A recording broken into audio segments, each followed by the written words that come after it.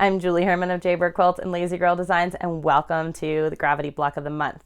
I will be here each month to give an overview of the blocks for that month. We are now in month 4. Month 4 is called Intergalactic. And just as we did for the previous months, 2 blocks, same pattern, different colors.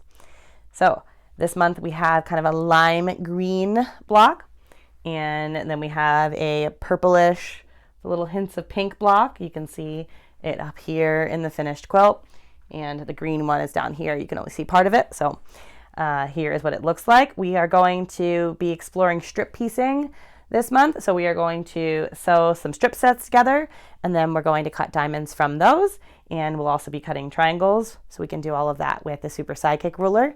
So let's get started. Working from our Gravity pattern books, we're on page 18 to make block 4, and following the cutting directions on pages 6 and 8. As I just mentioned, we are in month 4, and this block is called Intergalactic. And just like we've been doing in the previous months, 2 blocks. One thing that's different this month is we are going to sew a strip set and then cut our shape from that strip set.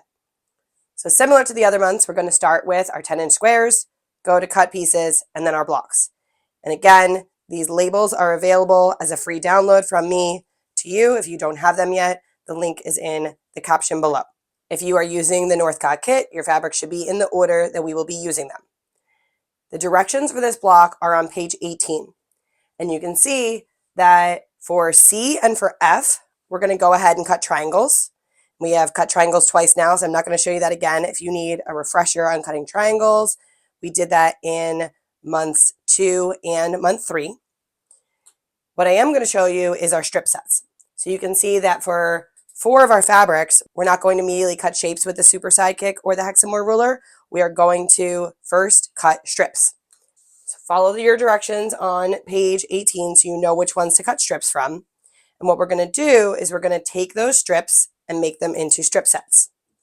So as I mentioned, once you cut your strips, we're going to go ahead and sew them together into a strip set. And we want to be sewing with a scant 1/4 inch, and that is 1 thread over from what is considered a true 1/4 inch. And what that will do is make our piece measure the correct measurement when we are finished. If you sew with a true 1/4 inch, there often ends up being too much fabric in the seam allowance, and this will measure under what you need it to measure.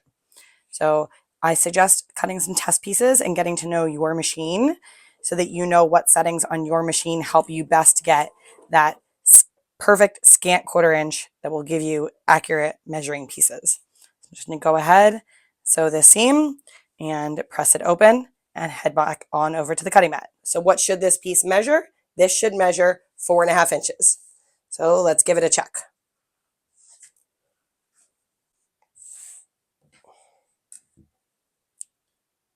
And it perfectly does. The top of my ruler lines up with the top of the strip, and the bottom of my ruler lines up at the base of my strip. I'll show you what that looks like with the Super Sidekick as well. So my 4.5 inch solid line is up there, and the base of my ruler is down here. And now I am going to cut the diamonds that I need for my block from this strip set. And I just noticed that I have this upside down from how it is shown on page 18, but have no fear. The diamond is reversible, so if you do cut it upside down, it will still work. But let me show you the proper way, which is we're going to line up the 4.5 inch on the top of the strip, the base of our ruler down here. Hold that in place and trim.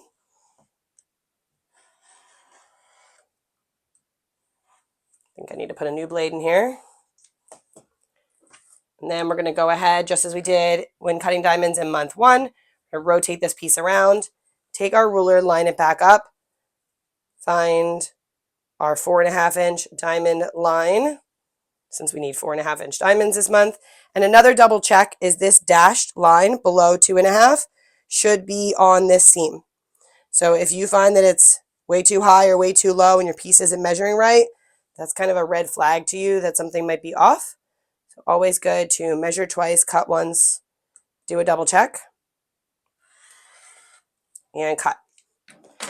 And then if I'm working on the stellar pillow, I can go ahead and take those stitches out, and these are the right size to go ahead and cut my triangles for my stellar pillow at the end of the book. So now you see whether it's this way or this way. That is one thing to think about though when we head on over to the machine, is that if you want your block to match mine, orientation matters because it is easy at the machine to get turned around.